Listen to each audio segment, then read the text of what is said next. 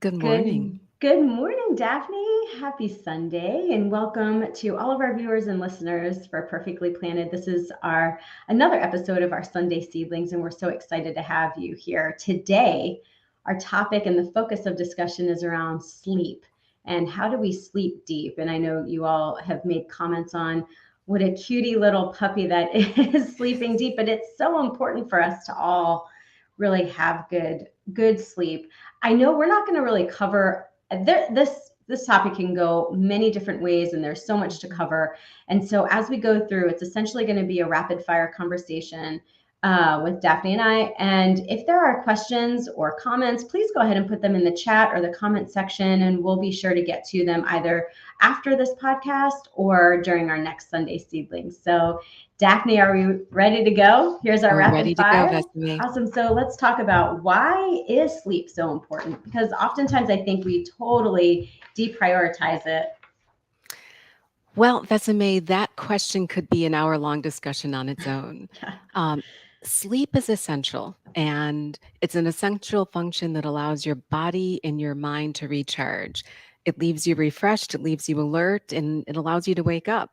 And it's funny that we're having this conversation after daylight savings time because I don't know if it's the time change or the fact that I'm taking some steroids after my dental procedure, but I'm a little off kilter from not sleeping well last night. Mhm. And so lack of sleep can, it can not only contribute to that foggy brain that you get or your lack of ability to focus, but for those of us that are also trying to prevent or manage any type of chronic disease, it can also contribute to challenges with things like weight maintenance or just balancing your metabolism Mhm. or managing conditions that you may already have, such as high blood pressure or diabetes. So, as I said, there are a lot of physiologic reasons why sleep is important. There are, some evolutionary history as to why, if you think about it, we spend so much time sleeping. And it's interesting. And I would refer you to Dr. Matthew Walker's website, where he actually has a book about why we sleep. But we're the only mammal that actually deprioritizes sleep. So if you think about it, most animals, when they sleep and they rest for an extended period of time, Mhm. whereas we tend to look at sleep as something that we can sacrifice. That's right. And there's it's I think it's also a cultural thing. We'll definitely have to maybe address that in another Hmm. episode because I think that, you know, there's many other cultures around the world that do prioritize sleep, do prioritize mindfulness, do prioritize some of the other things that we kind of put on the back burner. So yeah, let's definitely talk to that in a different episode. But so let's talk about how many hours we should sleep because there's everybody's like, oh, I only need 4, which is, we all know that 4 hours is that full cycle of REM. And then you also have people that are like 8, some people are like 10, and then there's lots of people I think I know that are like 6 is perfect. I'm like, okay, so let's talk about how many hours do we really need?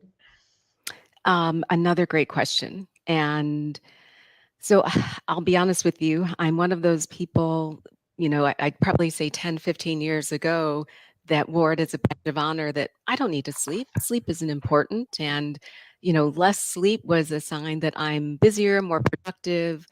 And that can probably be further from the truth. And I think I've learned that just as I've gotten more gray hair and a little bit wiser. So there are no official national guidelines related to how much sleep we need or how much sleep we should get. But multiple organizations have developed recommendations, and that's what I'm sharing on this slide. Okay. And these are from the National Sleep Foundation. So, as you can see, sleep requirements change as we age. And you can see that when we're younger, we tend to need more sleep. And as we age, we tend to need less sleep. So, for those of us who have children or kiddos that are school age, they probably need 9 to 11 hours of sleep. Mhm. Whereas adults and seniors, we probably need somewhere between 7 to 9 hours of sleep. And I know some of you are saying, I don't need that much sleep, or you think you don't need that much sleep. But I can honestly tell you that as I have prioritized sleep and as my sleep habits have improved, I've Mhm. actually noticed a lot of positive improvements in my mood, my mental clarity, and Mhm. just my overall energy. Yeah, I think that lots of people that I know are saying, there's no way I could get as a mom, wife, you know, there's no way I can get 8 hours, 7. 7 to 9 hours as the guidelines show here. And I think that yes, you can. Um, and I know that everybody's situation is different, but it's back to that prioritization. So, specifically for me, having three kiddos, all very active, all in school, I prioritize their sleep, Mhm. and in doing so, I prioritize my sleep. So we'll talk about what I do probably later, but let's talk a little bit more about why sleep is important. So these are just a few reasons why sleep is important. And I, again, we definitely won't be able to focus on everything that sleep can impact, but I wanted to share a few of the physiological impacts that occur when you actually don't get enough sleep. So a couple of things that we can touch on today, and I know it's important to anyone who's looking at their health, which is we mentioned the impacts on your metabolism if you're not Mhm. getting enough sleep, that it can impact your memory and impairment. I can actually, share that there have been times in the past, especially when I was a resident, that I could fall asleep literally at a stoplight, which it was not Mm. good for the safety of myself or for other drivers around me. And if you look at some of these other physiologic impacts of sleep deprivation, you can definitely see that prioritizing sleep is important if you're prioritizing whole health and your health and wellness. Mhm. I agree, Daphne. I think what a few things that stick out to me are slower reaction times and that attention deficit. We all get cranky, so the mood alterations is definitely key. But I remember that being a new mom, I know back in the day when I was a new mom, it was just sleep deprivation was just part of life, and so we fueled it again with caffeine. So, I mean, Mhm. do you want to talk about? We probably don't have enough time to talk about sleep and nutrition. So, we probably don't have enough time to talk about sleep and nutrition, but that is one that we should think about. So I'm sure that people are having questions about what about caffeine and what about nicotine and what about chocolate and how many hours should I wait between eating and going to bed? And these are all important questions. And let me ask you a good question. Have you ever, whether it's you were up late with the kiddos because they weren't well, or you were traveling for work and you didn't get enough sleep, did you have the munchies the next day? Yes. Hmm. Oh my gosh, Daphne, yes. And it was just I didn't know what I want. And this just happened. I had to travel for work and lots of flight delays because of storms coming in, Hmm. and so didn't really have a good dinner or meal because of that. Came home and it was like I was eating everything that I could see and that I thought would make me feel more, content. And I think that, yeah, that's definitely one thing we probably need to cover because I was like, oh boy, this is not going to be good. And you know what? I think I'm not going to feel good while I sleep. And when I wake up the next morning, I knew that was going to happen. So I'll touch on just a couple of things. Okay. One, it's not just you. So our appetite for calorie rich and processed foods, which we kindly call crap, calorie rich and processed, Yeah, CRAP, it is crap. it increases when you're sleep deprived. Yeah. Sleep deprivation impacts two important hormones that are associated with weight management. And many of us have heard about them in the lay press or on Instagram, and they're called leptin and ghrelin. And I think of leptin as the hormone that causes you to leave the table, and ghrelin is the hormone that causes you to go to the table. Gremlin, It's like just the my gremlin. little way of remembering them. I'm not an endocrinologist, I'm not a sleep specialist, but I can definitely share that there are ample data to support the feelings that you have, which are that when you are sleep deprived, you do tend to crave those more highly processed, sugar rich foods. Mhm. And it it's a result of changes in your body's balance between leptin and ghrelin. And I'll leave it there for today. I think this would be another great expanded conversation, but do know it's not just you, it's your physiology. And the goal is to try and maintain your normal nutrition habits and then get some normal sleep.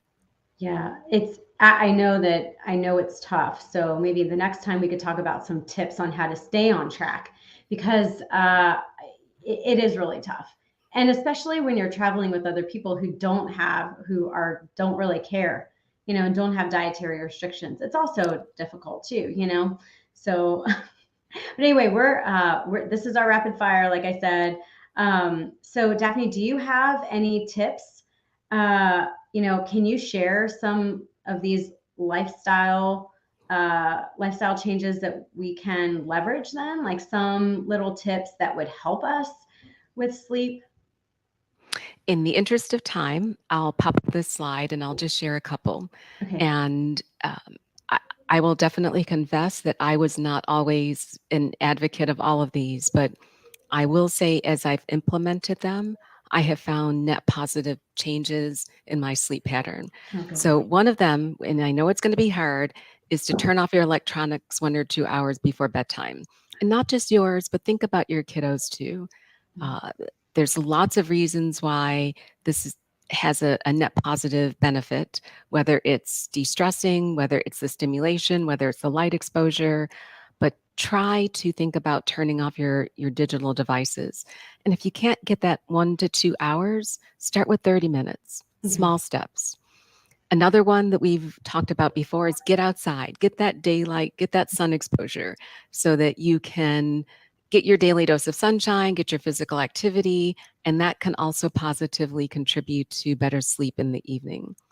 We also want to think about not eating too close to bedtime. Hmm. So, if you can think about 2 to 3 hours between your last meal and going to bed, if you have issues with heartburn, you may want to increase that time, but Hmm. definitely talk to your healthcare provider if you have symptoms related with heartburn. Watch what you eat in terms of your caffeine, your nicotine, your alcohol consumption. Those can also impact your sleep. I part of it was going through menopause, but I actually found that making the room cool and dark at night Hmm. improved my sleep. So Yeah. now I actually set the thermostat at 65, curl up under my sheet and my comforter, and have a wonderful night's sleep. Okay. And then the last tip is to develop a routine. Yeah. So it can be something as simple as turning off your electronics, and I'm sharing my personal routine, have a warm bath.